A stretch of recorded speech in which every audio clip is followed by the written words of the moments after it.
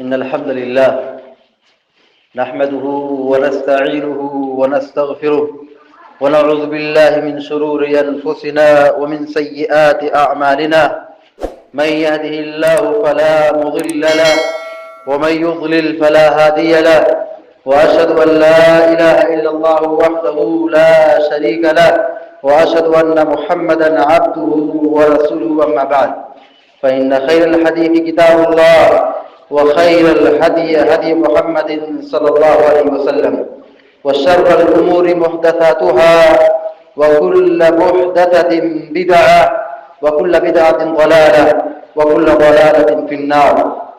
أعوذ بالله من الشيطان الرجيم. بسم الله الرحمن الرحيم. يوم نقول لجهنم هل امتلأت وتقول هل من مزيد وأزلفت الجنة للمتقين غير بعيد. هذا ما توعدون لكل أواب حفيظ من خشي الرحمن بالغيب وجاء بقلب منيب. ادخلوها بسلام ذلك يوم الخلود لهم ما يشاءون فيها ولدينا مزيد. قال جل وعلا في مقام آخر: أعوذ بالله من الشيطان الرجيم. للرجال نصيب مما ترك الوالدان والأقربون، وللنساء نصيب مما ترك الوالدان مما قل منه أو كثر نصيبا مفروضا. وقال النبي صلى الله عليه وسلم: ألحق الفرائض بأهلها. رواه البخاری. حاضرین جمعہ، آج کے اس جمعہ کے خطبے میں ہم ایک ایسی غلطی کی طرف اشارہ کرنا چاہیں گے جو ہمارے سماج اور معاشرے میں اجتماعی سطح پر کی جا رہی ہے۔ کیا مطلب ہے؟ کہ ایک گناہ ایسا ہے جس کو سارے سماج کے سارے لوگ انجام دیتے ہیں۔ ہم اور آپ یہ سمجھ رہے ہوں گے کہ وہ جھوٹ ہوگا، غیبت ہوگی، دھوکہ ہوگا۔ نہیں، ایک گناہ ایسا ہے جس کو ہم اجتماعی سطح پر ہم سب کے سب گنہگار ہیں، اور اس کی وجہ کیا ہے؟ ہم جیسے علماء کرام، خطبہ، دین کے جانکار اس گناہ کی طرف کبھی بولتے ہی نہیں۔ میں آج کے اس جمعہ کے خطبے میں بالکل وضاحت کے ساتھ یہ بات رکھنا چاہتا ہوں کہ آپ بھی اللہ کے یہاں گواہ رہیں گے۔ یہ مسجد اور یہ منبر یہ بھی کل قیامت دن گواہ رہے گا کہ آپ کے سامنے اس موضوع پر گفتگو کی جا چکی ہے یا کی جا رہی ہے۔ وہ غلطی اور گناہ کیا ہے؟ وراثت اور پراپرٹی میں ہماری دادا گیری، وراثت کی تقسیم میں ابو کے مال میں جو حصہ سب کا آتا ہے، وہ تقسیم شریعت کے مطابق نہیں ادا کی جاتی۔ اللہ اور اس کے رسول کی تقسیم کے مطابق مال کو بھائیوں اور بہنوں میں اور حصے داروں کے درمیان تقسیم ہی نہیں کیا جاتا ہے۔ اللہ رب العالمین نے، اللہ کے نبی علیہ السلام نے وراثت کی تقسیم کے سلسلے میں پوری تفصیل بتا دی ہے کہ ابو کے مال میں کون پائے گا، کس کو کیا ملے گا، کتنا حصہ ملے گا۔ یہ سب اللہ رب العالمین نے قرآن کریم کے اندر بتا دیا ہے، مگر کبھی آپ نے اس کے بارے میں سوچا ہے؟ کبھی ہم اور آپ نے اس کے سیکھا ہے؟ کبھی اور آپ نے اس پر عمل کیا ہے؟ نہیں۔ نبی کریم صلی اللہ علیہ وسلم نے تو یہاں تک فرما دیا کہ جو آدمی ظلمن کسی بھی شخص کی ایک بالشت جس کو ہم ایک بتا کہتے ہیں، اردو میں اس کو بالشت کہتے ہیں، جو بھی انسان کسی بھی زمین کو ایک بالشت قبضہ کر لے، ظلمن ہڑپ لے، اللہ تبارک و تعالیٰ کل قیامت کے دن 7 زمین کا طوق پہنائے گا۔ کلیجہ پھاڑنے والی بات ہے، دل دہلانے والی بات ہے۔ خون کے آنسو بہانے کی بات ہے کہ دنیا کے اندر اگر آدمی کسی غیر کا، اپنے پڑوسی کا، اپنے سماج کا، اپنے گاؤں کا ایک بالشت اگر زمین ہڑپ لیتا ہے جو دوسرا ہے، دشمن ہے، گھر کے باہر کا ہے، پیارے نبی علیہ السلام یہ کہتے ہیں کہ اس کو اللہ تبارک و تعالی 7 زمین کا طوق پہنائے گا. کسی کے سر پہ 25 کلو کا بوجھ لاد دیا جائے بیٹھ جائے گا، 100 کلو کا وزن ڈال دیا جائے پیشاب پخانہ کر دے گا. 7 زمین کا طوق جس میں یہ انسان ہے، جنات ہے، پہاڑ ہے، دریا ہے، ساری چیزوں کا بوجھ اس کے سر پہ لاد دیا جائے گا. یہ اس کا عذاب ہے. اب بتائیے جو وراثت کی تقسیم میں اپنی بہنوں کا حق مان لے جائے، اپنے بھائیوں کا حق مان لے جائے، اپنے کسی قریبی رشتہ دار کا حق مان لے جائے، اس سے بڑا ظالم دنیا میں کون ہو سکتا ہے؟ اور ہم سب یقیناً ظالم ہیں، یقیناً ہم لوگ ظالم ہیں، ایک دوسرے کے حقوق کو لوٹ رہے ہیں. بتائیے یہاں ہم لوگ جو بیٹھے مسجد کے اندر، کوئی کھل کے یہ کہہ سکتا ہے کہ ہمارے ابو کی جو پراپرٹی جو مجھ کو ملی ہے میں نے اپنی بہنوں کو دیا ہے؟ کوئی کہہ کے بتائے؟ کسی کو ہمت اور کسی کو ایمان اگر یہ جاگتا ہو تو بتائے کہ میں نے بہنوں کو اس کا حصہ دے دیا ہے. کوئی نہیں دیا ہے. اللہ تبارک و تعالیٰ کہتا ہے لِلرِّجَالِ نَصِيبٌ مِّمَّا تَرَكَ الْوَالِدَانِ وَالْأَقْرَبُونَ، کہا مردوں کے لیے حصہ ہے. اللہ رب العالمین نے حصہ لگا دیا ہے. کتنا حصہ لگا دیا ہے آگے اس تفصیل آ رہی ہے. اللہ تبارک و تعالیٰ کہتا ہے لِلرِّجَالِ نَصِيبٌ مِّمَّا تَرَكَ الْوَالِدَانِ وَالْأَقْرَبُونَ، ماں باپ جو پراپرٹی اور مال چھوڑ کے چلے جائیں اس میں بیٹوں کا حصہ ہے، مردوں کا حصہ ہے، چاہے وہ مال کم ہو یا تھوڑا ہو. وَلِلنِّسَاءِ نَصِيبٌ مِّمَّا تَرَكَ الْوَالِدَانِ مِمَّا قَلَّ مِنْهُ أَوْ كَثُرَ. ایسی ہی ماں باپ جو مال چھوڑ کے چلے جائیں، دنیا سے رخصت ہو جائے، وفات پا جائیں، عورتوں کا بھی حصہ ہے. عورت سے مراد صرف بیوی نہیں ہے، یا عورت سے مراد مؤنث ہے، مرد عورت کی جو مقابلے میں بولا جاتا ہے وہ مراد یہاں پر ہے کہ ایک آدمی کا انتقال ہو گیا، اس کی بہن اس کی بیوی کا حصہ ہے، اس کے بہن کا حصہ ہے، اس کی دادی کا حصہ، اس کی ماں کا حصہ. جو عورتوں کی تقسیم ہے جیسے ماں ہے، بہن ہے، پھوپھی ہے، بیٹی ہے، دادی ہے، یہ سب حصے دار ہیں، یہ سب حصے دار ہیں. اللہ رب العالمین نے کہہ دیا کہ مردوں کو جیسے حصہ ہے ایسی عورتوں کو بھی حصہ ہے. نصیب مفروضہ، اللہ نے اس کو فرض قرار دیا ہے. ہم نماز پڑھتے ہیں یہ فرض ہے، زکوٰۃ دیتے ہیں یہ فرض ہے، روزہ رکھتے ہیں یہ فرض ہے، حج کرتے ہیں یہ فرض ہے، رشتہ داروں کے ساتھ حسن سلوک کرتے ہیں یہ فرض ہے. ایسے ہی وراثت کی تقسیم شرعی اعتبار سے اللہ اور اس کے رسول کے بتائے ہوئے طریقے کے مطابق کرنا یہ بھی اسلام کا ایک فریضہ ہے. لیکن فرق ہے، فرق یہ ہے کہ اللہ رب العالمین نے مرد عورت کو دونوں برابر نہیں بنایا ہے. مرد اور عورت کو دونوں برابر نہیں بنایا ہے. مرد کا حصہ زیادہ بنایا ہے، عورت کا حصہ تھوڑا بنایا ہے. اور اس میں بھی بہت بڑی حکمت ہے. اس میں بھی اللہ رب العالمین نے انصاف کیا. ایسا نہیں کہ مردوں کو ڈبل دیا ہے، عورتوں کو آدھا دیا تو ان کے ساتھ ظلم ہو رہا ہے. نہیں، یہ ظلم نہیں ہے، انصاف ہے. اللہ رب العالمین کہتا ہے یوصیکم اللہ فی اولادکم مثل حظ الانثیین، یوصیکم اللہ فی اولادکم للذکر مثل حظ الانثیین. اللہ تعالیٰ تم کو وصیت کر رہا ہے. دیکھیے وصیت ایک بہت اہم لفظ ہے. جب کوئی بڑی بات ہوتی ہے تب اس کو وصیت میں کہی جاتی ہے. مرنے والا یہ نہیں کہتا کہ میں تم کو وصیت کرتا ہوں تم کو 2 کلو ستو دے دیا جائے. یہ وصیت کوئی کرتا ہے؟ وصیت کا جب معنی آتا ہے تو بڑی اہم چیزوں کے لیے آتا ہے. مرنے والا یہ وصیت نہیں کرتا ہے کہ میں جا رہا ہوں اس کو 2 پیسہ دے دینا، یہ وصیت نہیں. وصیت ایک اہم معنی، بڑا مبارک معنی ہے، بڑی اہمیت والا معنی ہے. یہ بڑی اہم چیزوں کے لیے استعمال ہوتا ہے. ہم اور آپ کس چیز کی وصیت کرتے ہیں؟ ہم مرتے ہیں، کوئی مرتا ہے تو اپنے بیٹوں کی وصیت کرتا ہے، نصیحت کرتا ہے بڑی اہم چیزوں کی طرف کہ مال کی حفاظت کرنا، دین پر قائم رہنا، اس کو اطلاع دے دینا، وقف کر دینا، وصیت کر کے جاتا ہے. اللہ کی وصیت ہے. اللہ رب العالمین نے کیا وصیت فرمائی ہے؟ یوصیکم اللہ فی اولادکم للذکر مثل حظ الانثیین. اللہ تبارک و تعالیٰ نے وصیت کی ہے تم کو کہ جیسے مردوں کو حصہ ملتا ہے باپ کی پراپرٹی سے، ایسے ہی عورتوں کو آدھا حصہ ملے گا. اب کوئی یہ نہ کہے کہ اللہ تبارک و تعالیٰ نے مرد عورت کو الگ الگ تقسیم کیا ہے، مرد کو ڈبل دے رہا ہے، عورت کو آدھا دے رہا ہے. نہیں، یہ انصاف ہے. عورت کو آدھا دیا جا رہا ہے، یہ عورت کے ساتھ انصاف، اس کے ساتھ نا انصافی نہیں، ظلم نہیں ہے. کیسے انصاف ہے؟ دیکھیے عورت، اس پر کوئی خرچہ نہیں ہے، عورت کی کمائی کا، عورت کے پیسے کا کوئی خرچہ نہیں، سارا خرچہ مرد کا ہے. عورت اگر بہن ہے، بھائی اس کا ذمہ دار ہے، بیٹا ذمہ دار ہے، بیوی ہے تو اس کا شوہر ذمہ دار ہے. عورت کی حیثیت سے وہ کہیں پہ پیسہ خرچ کرنے کے قابل نہیں ہے، وہ نہیں کہ خرچ کرے گی. اس کا باپ ذمہ دار ہے، شادی سے پہلے. شادی ہو گئی، اس کا شوہر ذمہ دار ہے. اب اس کو آدھا ملا، اس کو بچا ہوا ہے. ساری کمائی اور سارا خرچ مردوں کا ہے. ہر جگہ خرچ کرنے کی جو باری آتی ہے وہ مردوں کی آتی ہے.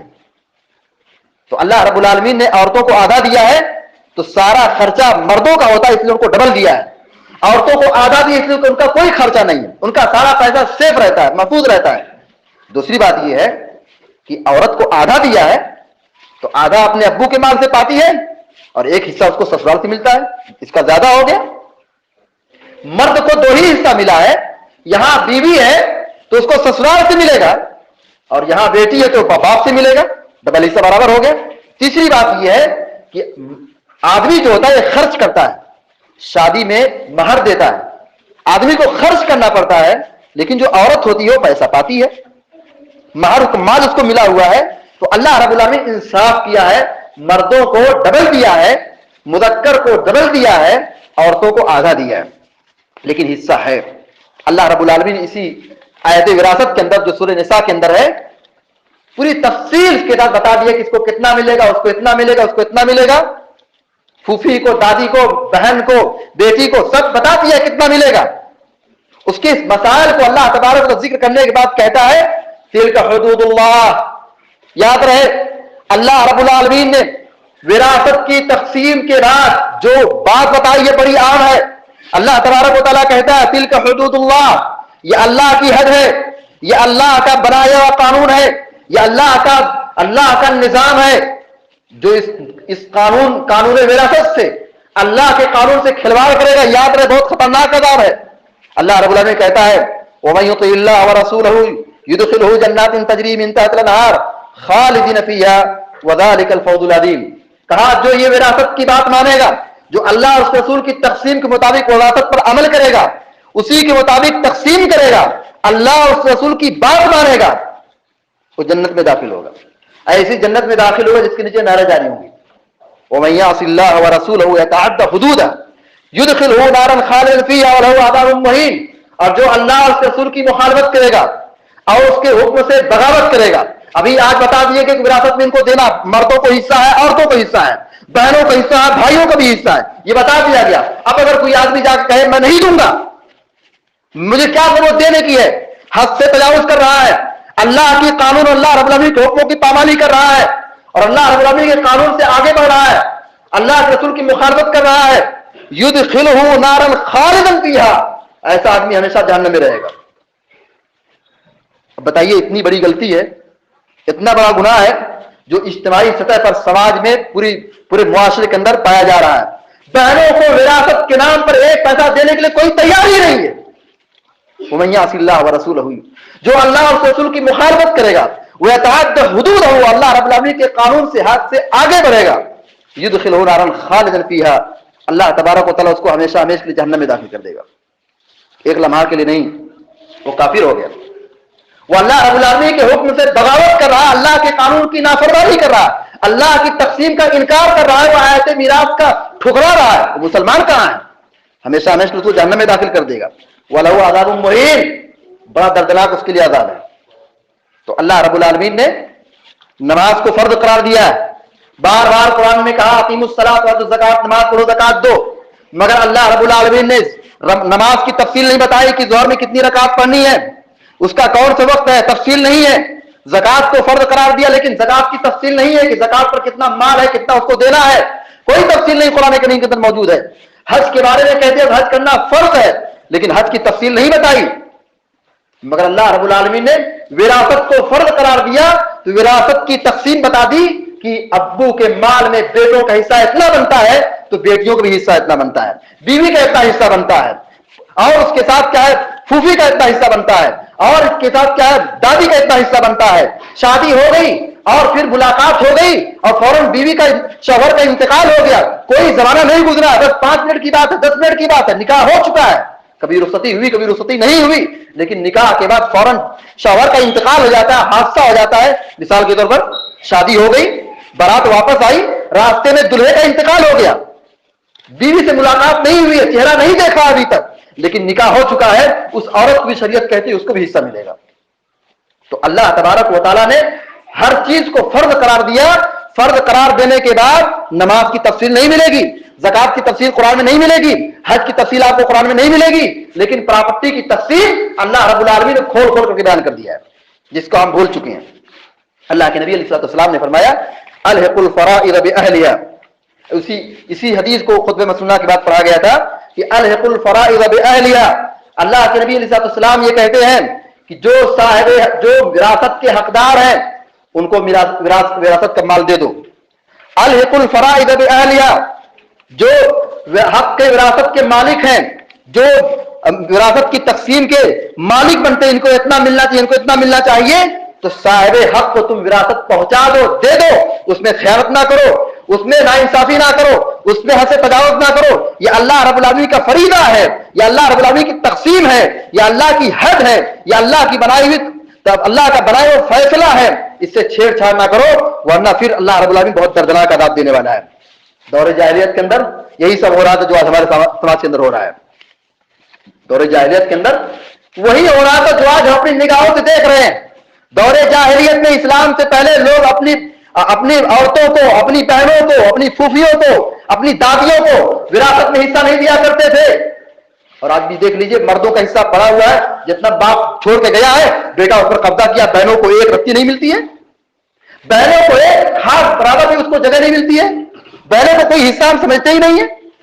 اللہ کے نبی علیہ السلام نے صاف لفظوں میں فرما دیا ہے کہ الحق الفرائض باہلھا، تم حق وراثت کے جو مالک ہیں، جن کا حق بنتا ہے، ان صاحب حق کو ان کا حق ادا کر دو، اس میں خیانت مت کرو۔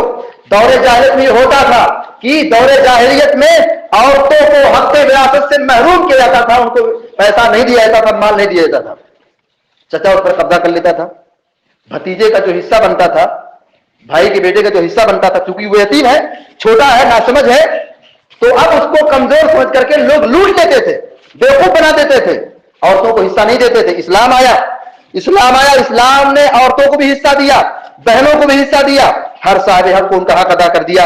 اللہ کے نبی علیہ السلام فرماتے ہیں ان اللہ اعطى كل ذي حق حقا، اللہ تبارک و تعالی نے ہر صاحب حق کو اس کا پورا حق دے دیا ہے۔ وراثت میں جو حصہ بنتا ہے بھائیوں کو، بہنوں کو، سب کو حق اللہ کے نبی علیہ السلام نے دے دیا ہے۔ فلا وصیت لوارث، وارث کو کوئی وصیت نہیں ہے۔ ہمارے سماج میں ابو کی پراپرٹی کی تقسیم میں بڑی بھیانک غلطی ہوتی ہے۔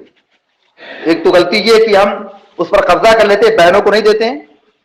ایک بہت بڑی غلطی یہ ہے کہ باپ بیٹے میں جب انبن ہوتی ہے، اختلاف ہو جاتا ہے، یعنی بیٹے باپ میں جھگڑ لڑائی ہو جاتی ہے، تو باپ کیا کرتا ہے، بیٹوں کو آگ کرا دے دیتا ہے، اس کو حصہ ہی نہیں دیتا ہے۔ یہ بہت بڑی غلطی ہے۔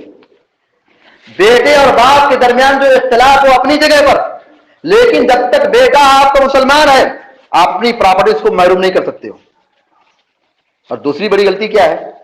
دوسری غلطی یہ ہے کہ ہم اپنی پراپرٹی میں بہت لمبی چوڑی وصیت کر جاتے ہیں۔ یہ بیٹا ہمارا بہت ماننے والا ہے، یہ بڑا چہیتا ہے، تو ٹھیک ہے اس کو 2 روم ہماری طرف سے دے دو، وصیت کر کے لکھ کے چلے جاتے ہیں کہ اس کو دے دو، چھوٹا بڑا پیارا اور کما نہیں رہا، اس کو دے دو، اتنا دے دو، نہیں دے سکتے، جائز ہی نہیں ہے۔ اللہ کے نبی علیہ السلام نے کہا اتقوا اللہ، اللہ سے ڈرو، واعدلوا بین اولادکم، اپنی اولاد کے درمیان انصاف کرو۔ اگر تم ایک بیٹے کو دے رہے ہو تو دوسرے بیٹے کو بھی دینا چاہیے، تیسرا اگر بیٹا تو اس کو اتنا ہی ملنا چاہیے، چوتھا اگر بیٹا تو اس کو بھی اتنا ہی ملنا چاہیے۔ جو لینے اور دینے کی بات ہے، لینے اور دینے کی بات ہے، جو وراثت کے حقدار بنتے ہیں، جیسے بیٹا ہے ابو کی پراپرٹی کا حقدار بن رہا، اس کی کوئی وصیت نہیں ہے، تو ماں باپ وصیت کر کے چلے جاتے ہیں کہ نہیں یہ ہمارا بیٹا بڑا اچھا تھا، یہ نہیں مانتا تھا، جو مانتا تھا اس کو وصیت کر کے جاتے ہیں اس کو اتنا دینا چاہیے۔ جو وارث بن رہا ہے جیسے بیٹا ہے، اس کی کوئی وصیت پر عمل نہیں کی جائے گی۔ فلا وصیت لوارث، وارث کے لیے کوئی وصیت نہیں، اس پر عمل ہی نہیں کیا جائے گا۔ اللہ کے نبی علیہ السلام نے فرمایا من اقتطع شبرا من الارض ظلما طوقه الله اياه يوم القيامه من 7 ارضين، بخاری کی روایت ہے۔ آج وراثت کی تقسیم میں ہم لوگ بہت ظلم کر رہے ہیں، ایک دوسرے کی زمین پر ناجائز قبضہ جما رہے ہیں، اللہ کے نبی صلی اللہ علیہ وسلم کی حدیث کو یاد رکھے جو دل کو دہلانے والی ہے، جو رونگٹے کھڑے کرنے والی ہے۔ اللہ کے نبی علیہ السلام نے فرمایا جو آدمی کسی مسلمان کسی بھی شخص کی ایک بالش زمین ہڑپ لے، ظلمن قبضہ کر لے، اللہ تبارک و تعالیٰ کل قیامت کے دن 7 زمین کا طوق پہنائے گا، 7 زمین کا طوق پہنائے گا۔ اب بتائیے وراثت کی تقسیم میں ہم کتنی کتنی بگہا اور کتنے کتنے بسہ زمین ہڑپ لیتے ہیں، بہنوں کو حصہ نہیں ملا ہے، ہم کہاں جائیں گے؟ بس کے کہاں جائیں گے؟ ٹھیک ہم نہیں جانتے تھے، آج اللہ نے ہم کو سمجھ دی ہے، آج آپ نے سنا، ہم نے جانا ہے کہ ابو کی پراپرٹی میں بہنوں کا بھی حصہ ہے، ہم اس پر عمل کریں، جو غلطی اس پر توبہ کریں، جن بہنوں کو ہم نے محروم کی ان کو بلا کے دے کہ تمہارا حصہ تم آ کے لے کے جاؤ۔ اب آئیے دیکھتے ہیں کہ ہم وراثت کو تقسیم کرنے میں ناانصافی کیوں کرتے ہیں، اس کے اسباب کیا ہیں۔ یہ جو بہنوں کا حصہ ہے، عورتوں کا حصہ ہے، اس میں جو ہم تلفی کرتے ہیں، خیانت کرتے ہیں، ناانصافی کرتے ہیں، ظلم کرتے ہیں، اس کے اسباب کیا ہیں؟ ایسی غلطی، اجتماعی غلطی کیوں سرزد ہو رہی ہے؟ اس کا پہلا سبب یہ ہے کہ ایمان کی کمزوری، ایمان بہت کمزور ہے، اور کمزور ہونے کے نتیجے میں شیطان جیسے چاہتا ہم کو نچاتا ہے۔ ایمان کی کمزوری کی پہچان ہے کہ ہم پر شیطان غالب آتا ہے، دین کی تعلیمات ہم کو بھاری پڑتی ہے، اللہ کی تقسیم ہمیں سمجھ نہیں آتی ہے، اللہ اور رسول کی باتوں پر عمل کرنا ہمیں مشکل بن جاتا ہے۔ یہ ایمان کی سب سے بڑی کمزوری ہے۔ ہم گناہ کھل کے کرتے ہیں، گناہ ہم کھل کے کرتے ہیں، دھڑلے سے کرتے ہیں، کوئی روک ٹوک نہیں ہے۔ نیکی کرنے ہماری جان کھسکتی ہے، جان نکلتی ہے، سانس پھولتی ہے، یہ ایمان کی کمزوری ہے۔ دوسری بڑی وجہ یہ ہے کہ مال و دولت کی ہوس، یہ سوچتے ہیں کہ اگر ہم بہنوں کو حصہ دیں گے، بہنوں کو حصہ دیں گے تو پھر یہ ہم کو کم حصہ ملے گا، ہم بھائی ہیں، بہنوں کو ان کو اپنے گھر پہ رہے، ان کو حصہ دینے کی کوئی ضرورت نہیں ہے، وہ اپنے گھر پہ ان کا گھر ملا ہوا ہے، اگر ہم دے دیں گے 2 ہی کمرہ ہے تو ایک کمرہ ہمارا کم ہو جائے گا، مال کی ہوس ہے، دنیا کی ہوس ہے۔ وہ بھی تو ہماری بہن ہے، وہ بھی تو ہمارے ابو کی بیٹی ہے، اس کو ہم نے محروم کیوں کیا ہے؟ تو دوسری بڑی وجہ یہ ہے کہ دنیا کی ہوس، مال کی محبت۔ تیسری بڑی وجہ یہ ہے مغربی کلچر، غیر مسلموں کی تہذیب، کیونکہ آج مسلمانوں کی جو اکثریت ہے وہ غیر مسلموں کے درمیان آباد ہے۔ غیر مسلموں کے یہاں یہ تصور پایا جاتا ہے، یہ بدنصیبی یہ ہے کہ ہم نے ان سے سیکھا ہے، ہم نے ان سے یہ سیکھ لیا ہے کہ غیر مسلموں کے یہاں یہ کہ بہنوں کو کوئی حصہ نہیں ملتا ہے، ابو کی پراپرٹی میں غیر مسلموں کے یہاں کوئی حصہ نہیں ملتا ہے، انہیں سے ہم نے سیکھ لیا، انہیں پر ہم نقشے قدم پر چل رہے ہیں۔ وراثت کی تقسیم میں ہم ہندوؤں اور کافروں کی رسم کو ہمیں اختیار کیے ہوئے ہیں، یہ مغربی تہذیب ہے، یہود و نصارہ کی تہذیب ہے، یہ ہندوؤں کی تہذیب ہے کہ وہ عورتوں کو اپنے حصے میں حصے دار سمجھتے ہی نہیں ہیں۔ اسلام نے ان کو آدھا حصہ دیا ہے، عورتوں کو آدھا حصہ دیا، اور بڑی اہم بات تو یہ ہے کہ دیکھیے اسلام نے عورتوں کو آدھا حصہ دیا ہے، یہی ہندو اور غیر مسلم یہود و نصارہ اسلام کی اس تعلیم پر کیا ہے کیچڑ اچھالتے ہو، کہتے ہیں کہ دیکھو عورت کو آدھا حصہ دیا ہے، کیا اعتراض کرتے ہیں؟ سنیے غور سے، یہود و نصارہ غیر مسلمین جو اسلام کے دشمن ہیں وہ کہتے ہیں، چیخ کے کہتے ہیں، دعوے سے کہتے ہیں کہ دیکھو اسلام نے عورتوں کو آدھا حصہ دیا ہے، عورتوں کو آدھا حصہ دیا ہے۔ اب بتائیے اسلام نے تو اتنا بڑا احسان کیا عورتوں پر کہ آدھا حصہ دیا ہے، میں پوچھتا ہوں کہ یہودیت میں کتنا حصہ ہے، نصرانی مذہب میں کتنا حصہ ہے، ہندوؤں کے ہاں کتنا حصہ ہے؟ کوئی حصہ نہیں، مائنس ہے، ان کے یہاں مائنس ہے، بالکل سون، بالکل صفر ہے۔ یہ لوگ ہم پر اسلام پر اعتراض کرتے ہیں، اللہ کا شکر ہے کہ اسلام نے کم از کم تو آدھا حصہ تو ٹھہرا دیا ہے، تمہارے تو وہ بھی نہیں ہے۔ خوش نصیب کون ہے؟ خوش نصیب مسلمان جو اپنی بہنوں کو حصہ دیتا ہے۔ غیر مسلموں کے یہاں صفر ہے، 0 اور مائنس ہے، کچھ بھی نہیں حصہ ہے۔ ہم نے وہاں سے سیکھ لیا ہے، آئیے ہم قرآن حدیث سے سیکھیں کہ اسلام نے عورتوں کو بھی حصے دار بنایا ہے، بہنوں کو بھی حصے دار بنایا ہے۔ اسی طریقے سے چوتھی وجہ یہ ہے دین سے دوری، دین سے دوری۔ ہم نے دین ہی سمجھا ہے کہ روزہ نماز کرتے رہو، مسجد میں جمعہ کے دن آتے رہو، بس دین ہو گیا، یہ دین ہے؟ دین سے دوری کا نتیجہ یہ ہے کہ لوگوں کو وراثت کے مسائل نہیں معلوم ہے، وراثت کی تقسیم کیسے ہوگی، کس کو کتنا ملے گا۔ ابو کے انتقال میں 10 سال ہو چکے ہیں لیکن ان کا مال ایسے ہی پڑا ہوا ہے، بھائی بھائی میں سر گھٹے ہوئے ہے، بھائی بھائی میں جھگڑا لڑائی ہے، اختلاف ہے، تقسیم نہیں ہو پا رہی ہے۔ کوئی زیادہ لے کے بیٹھا ہے، کوئی گھر لے کے بیٹھا ہے، کوئی زمین پر قبضہ کیا ہوا ہے، کوئی پیسے پہ قبضہ کیا ہوا ہے، کوئی اکاؤنٹ پر قبضہ کیا ہوا ہے، تقسیم نہیں ہے. بھائی بھائی میں اختلاف ہے، بھائی بھائی میں نفرت ہے. تو وراثت کی تقسیم میں جو ہم سے غلطی ہوتی ہے اس کے اسباب میں سے ایک سبب یہ بھی ہے کہ ہم دین کی تعلیمات سے بہت دور ہیں. آپ سن لیں کان کھول کر کے، نماز پڑھنا جیسے فرض ہے، زکات دینا جیسے فرض ہے، حج کرنا جیسے فرض ہے، ایسے ہی وراثت کی تقسیم اللہ اور رسول کے قانون کے مطابق دینا بھی فرض ہے. بہنوں کو بھی حصہ دینا، ابو کی پراپرٹی میں بہنوں کو حصہ دینا بھی یہ فرض ہے. اگر اس کو چھوڑتے ہیں بہت بڑا گناہ کرتے ہیں، بہت بڑا گناہ کرتے ہیں. ایک بارش اگر ہم زمین ہڑپ لیتے ہیں تو اللہ تعالیٰ سات زمین کا توف پہنائے گا. یہاں تو پورا مکان اور پورا بگھا پڑا ہوا ہے، ہم نے برسوں تو اس کا حصہ نہیں دیا ہے. بہن بیچاری بلبلا رہی ہے، توپ رہی ہے، ہم اس کو دینے کے لیے تیار نہیں ہیں.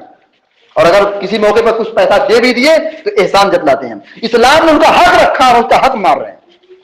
اس طریقے سے حق وراثت سے محروم یا غلطی میں جو سبب ہے وہ پانچواں سبب یہ کہ بہنوں سے صلہ رحمی کی کمی. بہنوں سے صلہ رحمی کرنے میں کمی. رشتہ داری کے حقوق ہوتے ہیں، رشتہ داری ہوتی ہے. ایک رشتہ داری ابو کی طرف سے ہوتی ہے جس کو ہم ننیالی رشتہ کہتے ہیں. ایک امی کی طرف سے رشتہ ہوتا ہے جس کو ہم ننیال کا رشتہ کہتے ہیں. ایک ابو کا رشتہ ہوتا ہے جس کو ہم ددیال کے دادا اور چچا بنتے ہیں، دادی بنتی ہے، دادا بنتے ہیں. اور ایک رشتہ انتخاب جو ہماری طرف سے ہوتا ہے اور سسرالی رشتہ ہوتا ہے. ان رشتہ داروں کو حقوق کو ادا کرنا اسلام میں ضروری اور واجب ہے. رشتہ داروں کے ساتھ برا سلوک کرنا یہ بہت بڑا گناہ ہے، جہنم میں لے جانے والا عمل ہے. تو بتائیے ہم اپنے رشتہ دار اپنی بہن کے ساتھ ہم اتنا بڑا ظلم کر رہے ہیں کہ اللہ نے اس کا حق رکھا ہے آدھا، ہم اس کے آدھا حق کو ختم کر جا رہے ہیں. اگر ہم حرام کھائیں گے، ناجائز طریقے سے کھائیں گے، ظلم کے ساتھ کھائیں گے، چھین کے کھائیں گے تو دنیا واقعات ہمارا کوئی بھلا نہیں ہوگا، ہمارا صرف نقصان ہوگا، عذاب ہوگا، بیماری پھیلے گی، وبا پھیلے گی، عذاب آئے گا. اللہ رب العالمین کی جانب سے بے برکتی کی ہم اپنی نگاہوں کے سامنے وہ منظر دیکھیں گے. آج آدمی کما رہا ہے اس کے مال میں برکت نہیں ہے، آدمی کما رہا ہے اس کے مال میں برکت نہیں ہے، گھر میں پریشان ہے، جھگڑا ہے، اختلاف ہے. اختلاف کیوں ہو رہا ہے؟ جھگڑے کیوں ہو رہے ہیں؟ بے برکتی کیوں ہے؟ اس کی وجہ ہے کہ ہم نے اس اہم تعلیم کو ہم نے چھوڑ رکھا ہے، بھلا کے رکھا ہے کہ بہنوں کا جو حصہ تھا ہم نے اس کو ہضم کر کے رکھا ہے. اس لیے ہم سب کی ذمہ داری بنتی ہے ابو 1 روپیہ چھوڑ کے جائے. یاد رہے ابو نے صرف 1 روپیہ چھوڑا ہے. ہمارے لیے جائز نہیں ہے کہ ہم 1 روپیہ اپنے قبضے میں لے لیں. ہمارے لیے جائز نہیں ہے کہ ہم 1 روپیہ اپنی طرف سے اس کو ہضم کر جائیں. جو جس کا حصہ بنتا ہے اس کو کہہ دیجیے کہ اپنا حصہ لے کے چلے جاؤ، اپنا حصہ لے کے چلے جاؤ. یہ ہمارے لیے حق نہیں، جائز نہیں ہے کہ ہم اس 1 روپے کو بھی ہضم کر لے جائیں. جہاں لاکھوں اور کروڑوں کا جو بینک بیلنس اور جو یہ زمین اور جائیداد ہے اس کو ہضم کرنا ہمارے لیے کہاں جائز ہو سکتا ہے. تو ایک آدمی کا انتقال ہو گیا، مثال کے طور پر ایک آدمی کا انتقال ہو گیا. انتقال کے بعد ہماری سب سے بڑی ذمہ داری بنتی ہے کہ ہم اس کے کفن دفن کا پہلے انتظام کریں. کفن دفن ہو گیا. دوسرا سب سے بڑا کام یہ کہ ہم اس کا قرض چکائیں. ابو کا انتقال ہو گیا مثال کے طور پر، بیٹے کی ذمہ داری کے کفن دفن کے انتظام کے بعد سب سے پہلے اس کا قرض چکائے. قرض چکانے کے بعد جو ابو نے مال چھوڑا ہے، جو بھی چھوڑا ہے، چاہے 1 پلہ زمین ہو، 1 بسہ زمین ہو، 1 بیگھا زمین ہو، 1 کمرہ زمین ہو یا 1 روپیہ ہو، اس حصے کو برابر انصاف کے ساتھ تمام اولاد نے، چاہے بہن ہو، بیٹی ہو، بیوی ہو، ان تمام لوگوں کے درمیان اسلامی قانون وراثت کے مطابق تقسیم ہونا یہ بہت ضروری ہے. اس چیز کو اگر ہم چھوڑیں گے تو اللہ تعالیٰ ہم کو نہیں چھوڑے گا. ہم یہ سمجھتے ہیں کہ ہم دنیا میں بہکا لے گئے، پھسلا لے گئے، ہماری بہنیں ہم سے نہیں مانگتی ہیں. یاد رہے گا قیامت کے دن یہ ہماری بہنیں جہنم میں داخل کرنے کا سبب ذریعہ بنے گی. ہم یہ سمجھتے ہیں کہ ہم نے اپنی بہن کو کمزور سمجھا ہے، اور دنیا سے ہم سے رخصت ہو گئی، ہم دنیا سے چلے گئے، سب ختم ہو گیا. یاد رہے بہنوں کے حصوں میں ہماری پراپرٹی اور ہمارے ابو کی پراپرٹی میں بہنوں کا حصہ ہے. دنیا کے اندر گرچہ بھائی بہن دونوں ایک تھے، دنیا کے اندر بھائی بہن دونوں ایک تھے، کبھی زندگی میں بہن نے یہ نہیں مطالبہ کیا تو مجھ کو بھی پراپرٹی میں حصہ چاہیے ابو کی. دنیا میں ایک تھے، بہن کمزور تھی، لیکن اللہ کی عدالت میں انصاف ہے. یہ دنیا کی عدالت میں انصاف نہیں ہے. یاد رہے دنیا کی عدالت میں انصاف نہیں ہے. دنیا ہندوستان کی عدالت میں بالخصوص آپ دیکھیے بہنوں کو حصہ نہیں. سپریم کورٹ کہتی ہے کہ مطلب بہنوں کا حصہ نہیں ہے، مگر ہم دنیا میں بچ جائیں گے لیکن اللہ کے قانون میں ہم اللہ کی عدالت میں بچ نہیں سکتے ہیں. اس کل قیامت کے دن بہنیں ہمارے خلاف گواہی دے گی اور لڑ جائے گی، اور ہمارا جو حصہ ہم نے ہضم کر رکھا تھا، اس کا جو حصہ ہم نے ہضم کر رکھا تھا وہ حصہ لے کے رہے گی. اس کے بعد جنت و جہنم کا فیصلہ ہوگا. اس لیے ہم سب کو چاہیے بیدار ہو جائیں. یہ ہماری نماز کام نہیں آئے گی, یہ ہمارا حج کام نہیں آئے گا, ہماری زکات کام نہیں آئے گی جب تک کہ ہمارا ان کی پراپرٹی اور زمین اور جائیداد یہ لین دین کا مسئلہ بالکل برابر اور صاف ہونا چاہیے. اس لیے کان کھول کر سن لے, یہ مسجد گواہ رہے گی کل قیامت کے دن, یہ ممبر گواہ رہے گا کل قیامت کے دن. کوئی یہ نہیں کہہ سکتا ہے کہ مصر پور کے اندر کو کوئی بتانے والا نہیں آیا تھا. یہ بتا دیا گیا ہے کہ بہنوں کا بھی ہمارے ابو کی پراپرٹی میں بہنوں کا بھی حصہ ہے, چاہے وہ ایک کھاٹ کے برابر بھی زمین چھوڑ کے جاتے ہیں, 1 روپیہ بھی اگر چھوڑ کے جاتے ہیں تو بھائیوں کا جیسے حصہ بنتا ہے, بہنوں کا بھی اس میں حصہ بنتا ہے. دعا رب العالمین اللہ رب العالمین سے کہ اللہ تبارک و تعالی ہم سب کو کہنے اور سننے زیادہ عمل کرنے کی توفیق عطا فرمائے. آمین یا رب العالمین. اقول قولی ھذا واستغفر اللہ لی ولکم ولسائر المسلمین فاستغفروہ انہ هو الغفور الرحیم.